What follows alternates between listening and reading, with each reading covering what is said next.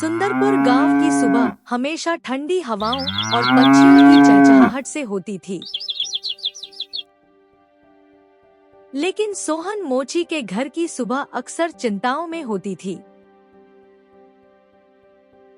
सोहन के पास एक पुरानी लकड़ी की संदूक थी, जिसमें वह फटे पुराने जूते सिलता था। रात का समय। चिंटू के पैरों में दर्द था। बेटा, ये जिद छोड़ दे। तू नंगे पैर पथरीले रास्तों पर दौड़ता है। देख, तेरे पैर छलनी हो गए हैं। क्या कोई दौड़ तेरे इन कोमल पैरों से ज्यादा कीमती है? माँ, जब मैं दौड़ता हूँ तो मुझे जमीन की चुभन महसूस नहीं होती। मुझे बस वो लाल रिबन दिखता है, जिसे पार करके मैं तुम्हारे लिए दवा और मुन्नी के लिए नई फ्रॉक ला सकता हूँ। स्कूल की बड़ी दौड़ में मुझे जीतना है माँ। मेरा सपना है।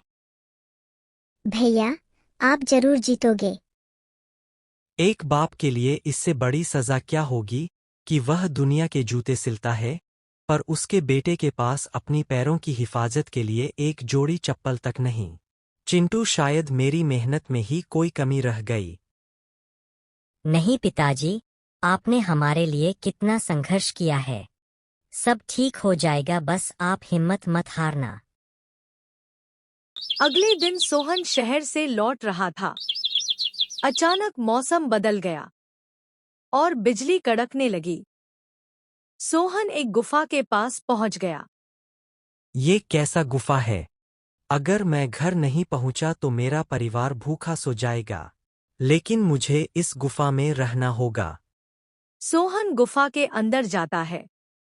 जैसे ही वह अंदर बढ़ता है, उसे एक पत्थर के ऊपर एक जोड़ी शानदार स्पोर्ट्स शूज रखे थे, जो रात के अंधेरे में भी चमक रहे थे। ये यहाँ कैसे? क्या ये किसी भूले हुए राही के हैं? लेकिन ये तो बिल्कुल नए हैं। जैसे ही सोहन जूतों की ओर हाथ बढ़ाता है, एक गहरी आवाज आती है। रुको सोहन, ये जूते इंसान ने नहीं, प्रकृति के आशीर्वाद ने बुने हैं। ये नेकी के जूते हैं। ये उसे रफ्तार देंगे जो दूसरों का बोझ उठाना जानता हो।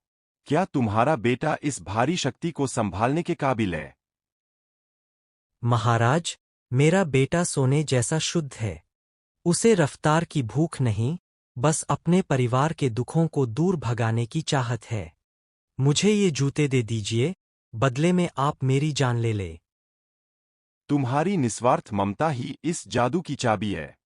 ले जाओ इन्हें, पर याद रहे, जिस दिन इन जूतों का इस्तेमाल किसी को नीचा दिखाने या धन कमाने के लालच में हुआ, ये पत्थर के बोझ बन जाएंगे। सोहन घर पहुंचता है। चिंटू जूते पहनता है।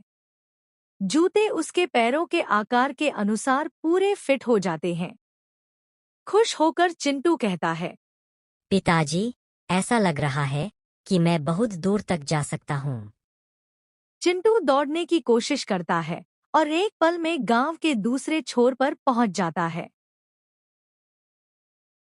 चिंटू, वादा कर कि तू इनका इस्तेमाल सिर्फ सही काम के लिए करेगा। मैं वादा करता हूँ पिताजी। अगले कुछ दिनों में चिंटू ने जादुई जूतों की मदद से सबकी मदद की। किसी की खोई हुई गाय मिनटों में ढूंढ लाया, तो कभी बीमार बूढ़ी औरत की दवाई पलक झपकते ही शहर से ले आया। सेठ गिरधारी, जो गांव का सबसे बड़ा सूदखोर था, वो ये सब देख रहा था। उसके मन में लालच आ गया। अगर ये जूते मेरे पास हों, तो मैं एक दिन में 100 गांवों से लगान वसूल सकता हूं। मुझे ये जूते चाहिए। सेठ सोहन के घर पहुंचता है। क्यों वो सोहन, सुना है तेरे पास कोई कीमती खजाना है। याद है ना, तेरे बाप ने मुझसे कर्जा लिया था। सूद समेत अब वो 50,000 हो गए हैं। या तो अभी पैसे निकाल, वरना कल सुबह इस झोपड़ी पर मेरा कब्जा होगा। सावित्री हाथ जोड़कर, सेठ जी, हम गरीब लोग इतना पैसा कहाँ से लाएंगे? थोड़ा रहम कीजिए। रेहेम। मेरे शब्दकोश में ये शब्द नहीं है, लेकिन हाँ, एक रास्ता है। वो नीले जूते मुझे दे दे, तेरा सारा कर्जा और ये घर हमेशा के लिए तेरा। पिताजी, माँ की ममता और आपकी मेहनत से बड़ा कोई जादू नहीं है। ये जूते ले जाने दीजिए, हम फिर से मेहनत करेंगे। सेठ जूते लेकर अपनी हवेली जाता है।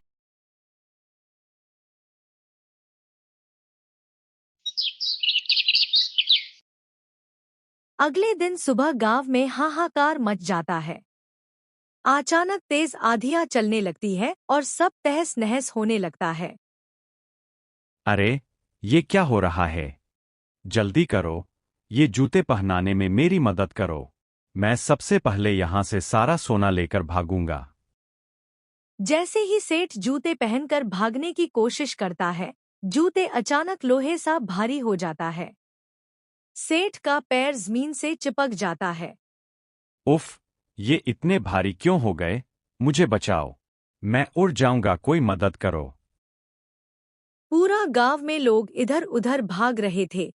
तभी चिंटू ने देखा कि सेठ बचाओ बचाओ चिल्ला रहा है। चिंटू, वहां मत जा, हवा बहुत तेज है और अब तेरे पास जादुई जूते भी नहीं है। चिंटू तेज हवा में जाता है। वह अपनी पूरी ताकत लगाकर सेठ के पास पहुंचता है। सेठ को बचाता है। सेठ जी, इन जूतों को उतार फेंकिए। ये आपके लालच का बोझ है। मुझसे गलती हो गई चिंटू।